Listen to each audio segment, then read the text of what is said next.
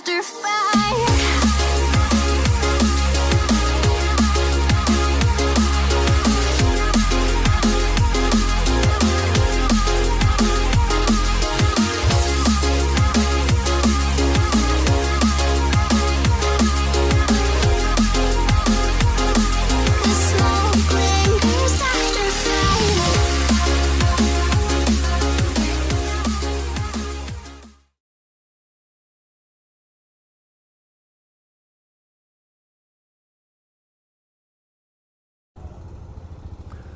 Alright, ladies, gentlemen, and kiddies, thanks to KTM of North America, I'm at Americade, Lake George, New York.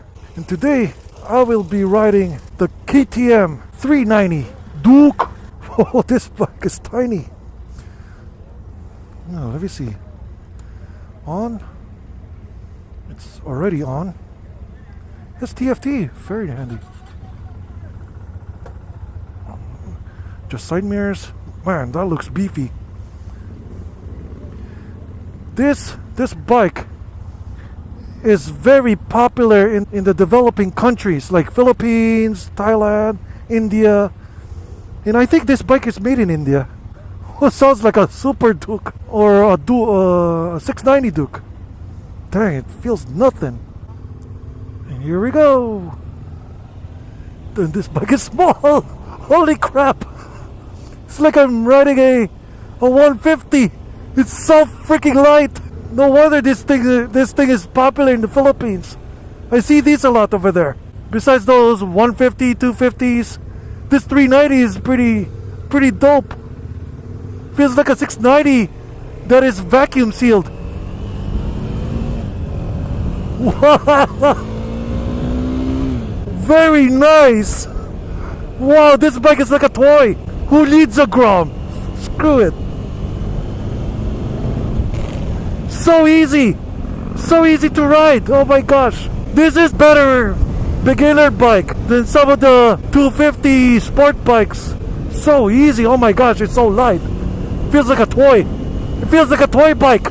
And it sounds nice. Of course, it has a stock exhaust, but you can put an aftermarket if you want. The front brake lever and the clutch lever are tiny. Look at the size. I think they're aftermarket or power part, the catalog, but I'm not so sure. But so far so good. They're very tactile and they're very small. So I can only fit 2 fingers in it, which is practical. So far right now we're in Lake George, New York at the Fort William Henry Park. That's where the demo ride is at. And this is my first ever test riding the 390 Duke. In Philippines we call it Duke. This 390 is very nice, very fun. So easy to rev match. And it has a TFT gauge. How cool is that? On slow speeds you can feel the vibes on my butt.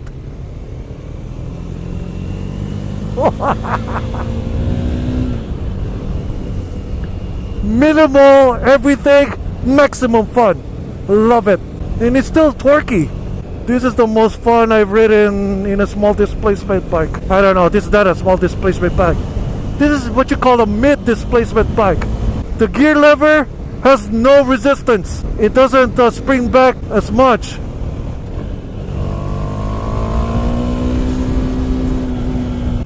The front brakes has a little bit of mushy feeling, but it's easy to modulate.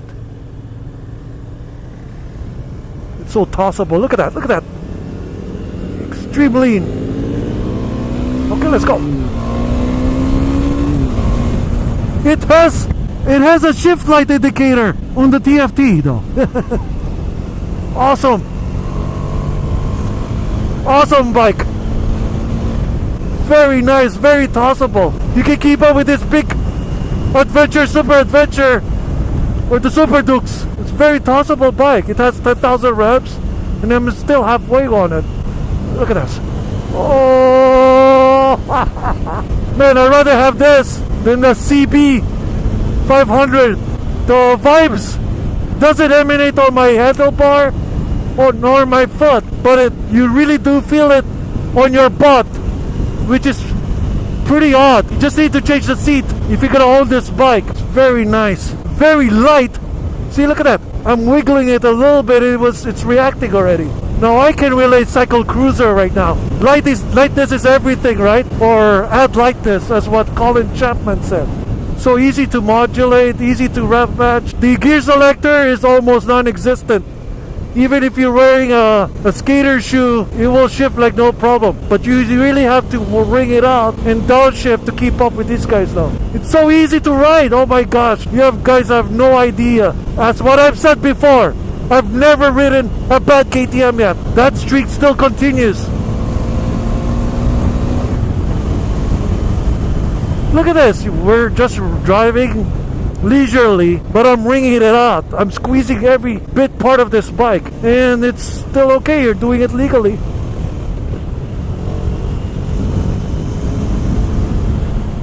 Oh, very, very nice. I think this is the bike when you step up from the Z125 Pro. This is your next step.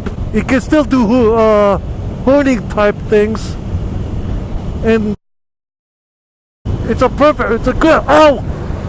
I got hit by a bee. Damn it! I tried to avoid him.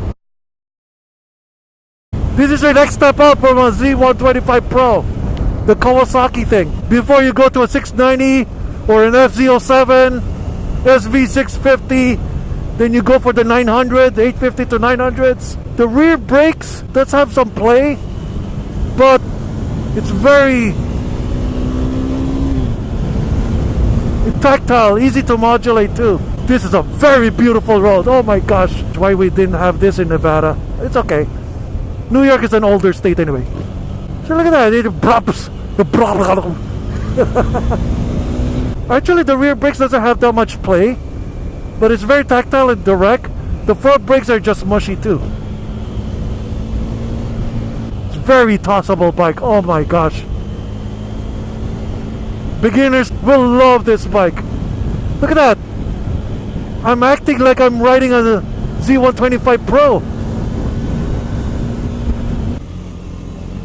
Very nice.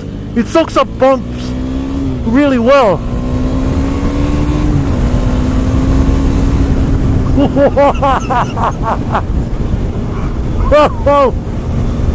I'm not going.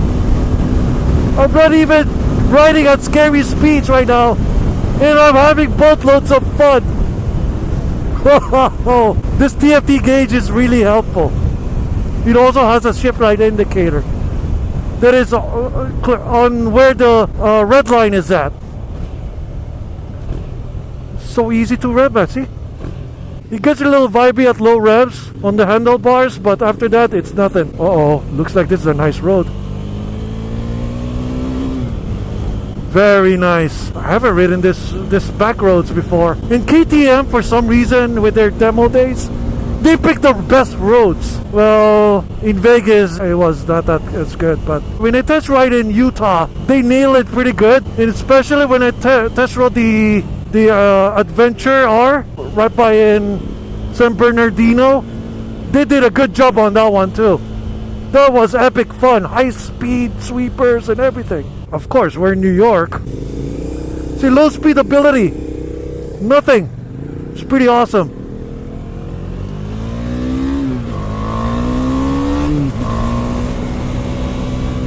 You can really attack this bike if you want. And it will. I hope I won't beat that bee again. Oh my gosh, I'm having so much fun in this bike. Oh, on my height though, the leg room needs work. But I'm tall though. I got 32 inch inseam. It's a bit on a cramped side. It's not like the Versys X300, but that's a different bike. That's an adventure touring bike.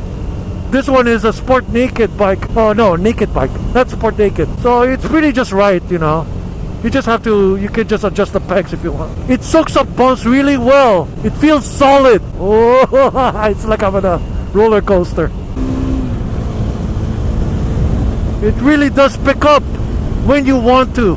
I don't know if this bike will go nice on the freeway, but I think it can. If I just want to have an easy bike to ride, instead of a scooter, I'll get this. Why should I get a Z125 Pro? Just get this. Should the Z125, if you have a nice big garage on where you can do slaloms with it, Yeah, that's very awesome. But if I'm gonna use it every day, I'll use this. In fact, I would love to have this in the Philippines because it's small enough for you to use it every day in the Philippines. If I move there, you know, I might get this. It sounds nice already. It gets that signature KTM propness. Look at that blind drive. Yes, blind drive means good news. I'm just a bad guy. No, I'm evil. You hate me. If I'm not following someone, I'll be stuck at third gear here. Yeah, I'll be stuck at third gear in this road. Thinking I'm talking like Austrian now. Well, KTM is Austrian. It's made in Austria, but I don't know about this bike. I think this bike is made in India.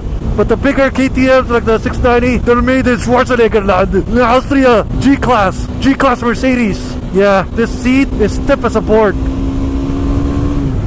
I like the way the revs progress from blue to all the way pink to the red. It tells you that you're almost close to the red line already. And I think this has 6-speed. There you go. It has 6 speeds, but the 6-speed is more for fuel economy, or if you just wanna cruise around slowly, listening to some yacht rock songs, sailing, Christopher Cross. But this bike is not for that though. You listen to a yacht rock song if you're riding a cruiser or if you're going long distance. No, this bike wants to go full heavy metal Austrian death cult or something. Sucks up pumps really well.